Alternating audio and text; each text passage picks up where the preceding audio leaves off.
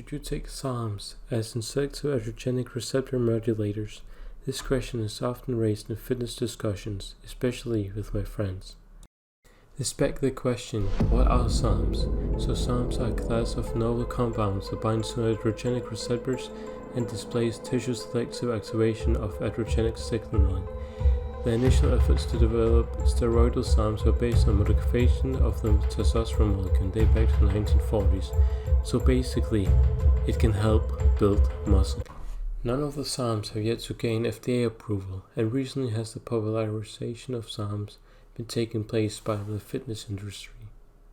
Social media platform influencers and YouTube creators became the most evident proxy for the increase in interest and potential increase in SARMs usage among young adults. This has of course caused a global and nationwide SARMs-related queries to markedly increase due to the increased advertisement and demand of the compounds for the use in fitness and bodybuilding.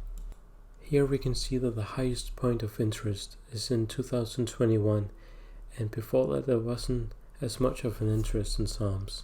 This figure shows that low testosterone versus TRT versus SARMs in the US, where SARMs is becoming the most popular one. Okay, so let's figure out what SARMs were originally built for and why they are heavily used today. So, selective androgenic receptors modulators with selective anabolic effects on muscle and bone were originally synthesized for treatment of muscle wasting conditions, osteoporosis, breast cancer, and prostate cancer. Such therapeutic compounds were designed to have similar effects to anabolic agents but with reduced androgenic properties. These properties unfortunately make SARMs highly attractive for doping in sporting events and illegal use by adolescents and young adults.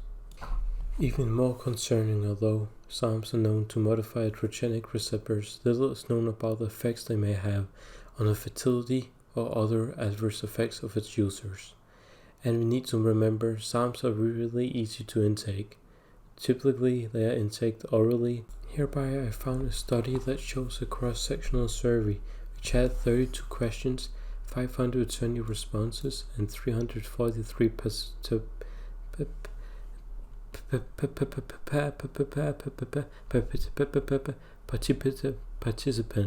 admitted having used SARMs. Most participants were young adults from age 18 to 29. Half of them experienced at least one side effect. 20 of them experienced decreased testicular size. Bro, that's bad. Okay, 17% acne and 22% experienced mood swings.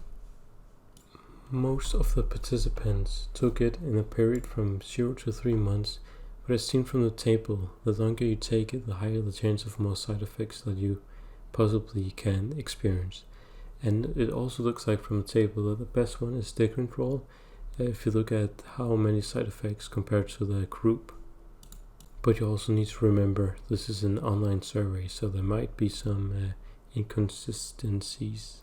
As you look at the other figure, you can see there are reported positive effects. As you can see, 95% of the users experience an increase in muscle mass. That's a lot. 147 participants report an increase in energy compared to the 51 participants experiencing a decrease. 110 participants report an increase in libido compared to the 51 participants experience a decrease, and 26 participants are unsatisfied or neutral. Whereas the majority of 245 participants, they were all satisfied with the results. Alright, so I think the paper and I have the same conclusion, and they basically worded that conclusion better than mine, so I'm just gonna say it. Despite having seemingly positive effects, SARM usage appears to have significant side effects as reported by the users in this study. As young men represent the majority of SARMs users, it is important to assess the safety of SARMs, including its effects on male reproduction in future studies, because we really do not have any signs of we don't know much about how it affects fertility and what are the long-term side effects of SARMs. But as of now, I think this conclusion holds up.